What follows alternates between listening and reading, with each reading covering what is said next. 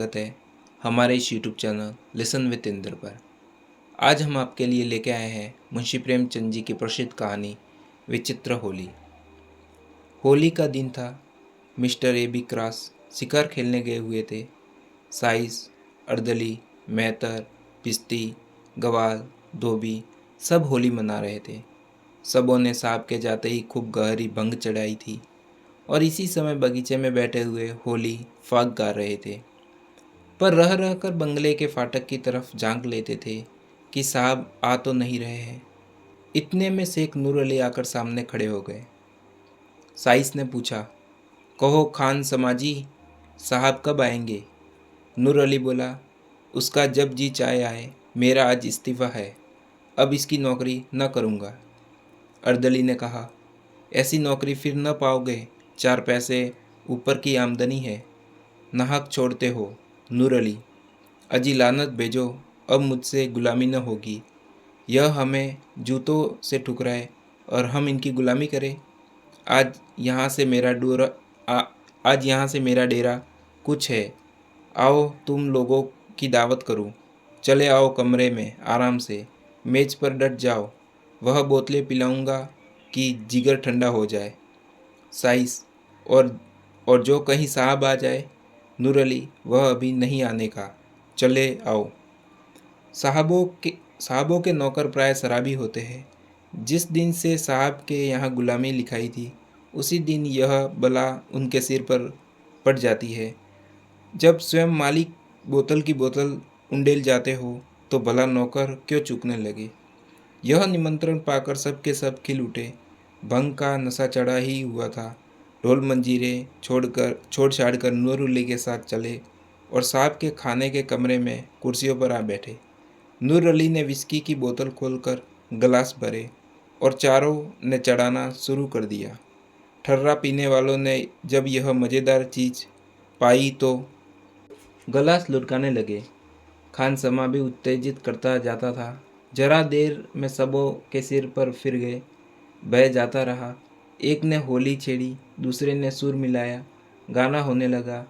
नूर अली ने ढोल मंजीरा लाकर रख दिया। वही मजलिस जम गई। गाते गाते एक उठकर नाचने लगा, दूसरा उठा, यहाँ तक कि सब के सब कमरे में चौकड़ियाँ बनने लगे। हुक हक मचने लगा। कबीर, फाग, चौताल, गाली गलौज, मारपीट, बारी बारी सबका नंबर आया। सब ऐसे निडर हो गए थे मानो अपने घर में है। कुर्सियाँ उलट गई, दीवारों पर की तस्वीरें टूट गई। एक ने मेज उलट दी, दूसरे ने रकाबियों को गेंद की तरह उछालना शुरू किया। यहाँ यही हंगामा मचा हुआ था कि शहर के रईस लाला उजागरमल का आगमन हुआ। उन्होंने यह कौतुक देखा तो चकराए। खान समा से पूछा, यह क्या गोलमाल है शेख जी? साहब देखेंगे तो क्या कहेंगे?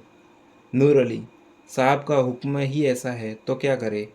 आज उन्होंने अपने नौकरों की दावत की है, उनसे होली खेलने को भी कहा है। सुनते हैं, लाट साहब के यहाँ से हुक्म आया है कि रियाया के साथ खूब रब्त जब्त रखो, उनके त्योहारों में शरीक हो।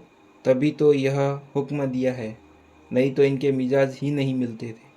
आइए तशरीफ़ रखिए, निकालूँ कोई मज़ेदार चीज़, अभी हाल में विलायत से पार्सल आया है। सेठ उजागरमल बड़े ही उदार विचारों के मनुष्य थे। अंग्रेजी दावतों में बेधड़क शरीक होते थे। रहन सहन भी अंग्रेजी ही था और यूनियन क्लब में वह एकमात्र कर्ता ही थे। अंग्रेज़ों से उनकी खूब छनती थी और मिस्टर क्रॉस तो उनके परम मित्र ही थे। जिलाधीश से चाहे वह कोई हो, सदैव उनकी घनिष्ठता रहती थी। नूर अली की बातें सुनते ही एक कुर्सी पर बैठ गए और बोले, अच्छा यह बात है, हाँ तो फिर निकालो कोई मज़ेदार चीज़, कुछ गज़ल भी हो। नूर अली, हुजूर आपके लिए सब कुछ हाजिर है। लाला साहब कुछ तो घर से ही पीकर चले थे। यहाँ कई गिलास चढ़ाए तो जवान लड़खड़ाते हुए बोले, क्यों नूर अली, आज साहब होली खेलेंगे? नूर अली, जी हाँ उजागर, लेकिन मैं रंग वंग तो नहीं लाया। भेजो चटपट किसी को मेरी कोठी से रंग पिचकारी वगैरह ले आए। साइज से क्यों घसीटे, आज तो बड़ी बहार है। घसीटे, बड़ी बहार है, होली है। उजागर गाते हुए आज साहब के साथ मेरी होली मचेगी, आज साहब के साथ मेरी होली मचेगी। खूब पिचकारी चलाऊंगा, कसीटे खूब अबीर लगाऊंगा, गवाल खूब गुलाल उड़ाऊंगा, धोबी बोतल पर बोतल चढ़ाऊंगा, अर्दली खूब कबीरे सुनाऊंगा। उजागर, आज साहब के साथ मेरी होली मचेगी। नूर अली, अच्छा सब लोग संभल जाओ, साहब की मोटर आ रही है। सेठ जी, यह लीजिए। मैं दौड़कर रंग पिचकारी लाया। बस एक चौताल छेड़ दीजिए और जैसे ही साहब कमरे में आए उन पर पिचकारी छोड़िए और दूसरे से तुम लोग भी उनके मुंह में गुलाल मलो, साहब मारे खुशी के फूल जाएंगे। वह लो, मोटर अहाते में आ गया, होशियार। मिस्टर क्रॉस अपनी बंदूक हाथ में लिए मोटर से उतरे और लगे आदमियों को बुलाने, पर वहाँ जोरों से चौताल हो रहा था। सुनता कौन? चकराए, यह मामला क्या है? क्या सब मेरे बंगले में गा रहे हैं? क्रोध से भरे हुए बंगले में दाखिल हुए और डाइनिंग रूम भोजन कमरे में से गाने की आवाज़ आ रही थी। अब क्या था? जामे से बाहर हो गए, चेहरा विकृत हो गया, हंटर उतार लिया और डाइनिंग रूम की ओर चले। लेकिन अभी तक एक कदम दरवाजे के बाहर ही था कि सेठ उजागरमल ने पिचकारी छोड़ी। सारे कपड़े तर हो गए, आंखों में भी रंग घुस गया। आंखें पोंछ ही रहे थे कि साइस ग्वाल सब के सब दौड़े और साहब को पकड़कर उनके मुंह में रंग मलने लगे। धोबी ने तेल और कालिक का पाउडर लगा दिया। साहब के क्रोध की सीमा न रही। हंटर लेकर सबों को अंधाधुंध पीटने लगा। बेचारे सोचे हुए थे कि साहब खुश होकर इनाम देंगे। हंटर पड़े तो नशा हिरण हो गया। कोई इधर भागा, कोई उधर भागा। सेठ उजागरमल यह रंग देखा तो ताड़ गए कि नूर अली ने झांसा दिया। एक कोने में दबक रहे। जब कमरा नौकरों से खाली हो गया तो साहब उनकी ओर बढ़े। लाला साहब के होश उड़ गए। तेजी से कमरे के बाहर निकले और सिर पर पैर रखकर बेतहाशा भागे। साहब उनके पीछे दौड़े। सेठ जी की फिटन फाटक पर खड़ी थी। घोड़े ने धम धम खटपट सुनी तो चौंका। कनौतिया खड़ी थी और फिटन ले भागा। विचित्र दृश्य था। आगे आगे फिटन, उसके पीछे सेठ उजागरमल, उनके पीछे हंटरधारी मिस्टर क्रॉस थे। तीनों बगटूट दौड़े चले जाते थे। सेठ जी एक बार ठोकर खाकर गिरे, पर साहब के पहुंचते पहुंचते संभल कर उठे। आते के बाहर सड़क पर घुड़ दौड़ रही थी। अंत में साहब रुक गए, मुंह में कालिक लगाए। अब और आगे जाने पर हास्यजनक मालूम हुआ। यह विचार भी हुआ कि सेठ जी को काफ़ी सज़ा मिल चुकी है, अपने नौकरों की खबर लेनी भी जरूरी था। लौट गए। सेठ उजागरमल के जान में जान आई, बैठकर हाँफने लगे। घोड़ा भी ठिठक गया। कोचवान ने उतरकर उन्हें संभाला और गोद में उठाकर गाड़ी पर बैठा दिया। लाला उजागरमल शहर के सहयोगी समाज के नेता थे। उन्हें अंग्रेजों की भावी शुभकामनाओं पर पूर्ण विश्वास था। अंग्रेजी राज्य की तालीमी, माली और मुल्की तरक्की के राग गाते रहते थे। अपनी विकृताओं में सहयोगियों को खूब फटकारा करते थे। अंग्रेजों में इधर उनका आदर सम्मान विशेष रूप से होने लगा था। कई कई बड़े बड़े ठेके जो पहले अंग्रेज ठेकेदारों को ही मिला करते थे, उन्हें भी दिए गए थे।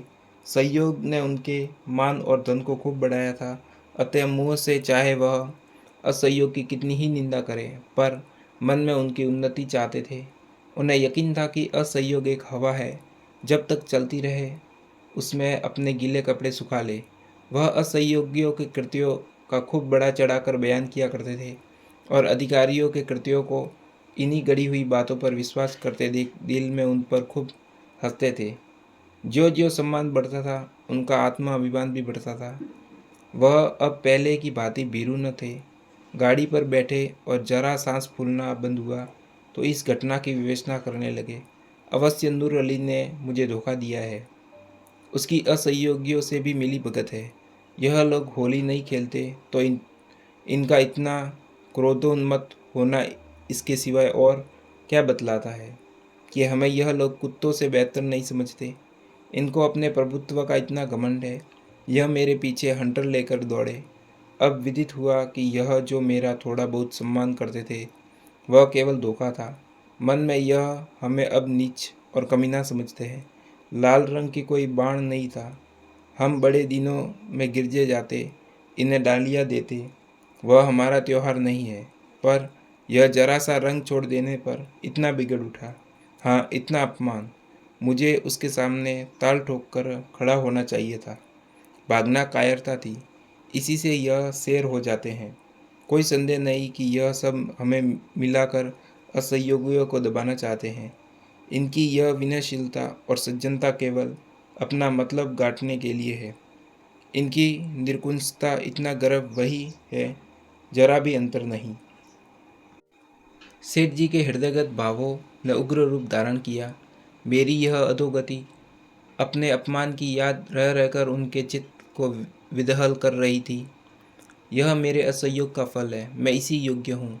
मैं उनकी सौहार्दपूर्ण बातें सुन सुनकर न समाता था। मेरी मंद बुद्धि को इतना भी न सूझता था कि स्वाधीन और पराधीन में कोई मेल नहीं हो सकता है। मैं असहयोगियों की उदासीनता पर हंसता था। अब मालूम हुआ कि वे हास्यास्पद नहीं है, मैं स्वयं निंदनीय हूँ। वह अपने घर न जाकर सीधे कांग्रेस कमेटी के कार्यालय की ओर लपके। वहां पहुंचे तो एक विराट सभा देखी। कमेटी ने शहर में छूत अछूत, छोटे बड़े सबको होली का आनंद मनाने के लिए आमंत्रित किया हुआ था। हिंदू मुसलमान के साथ साथ बैठे हुए प्रेम से होली खेल रहे थे। फल भोज का भी प्रबंध किया था।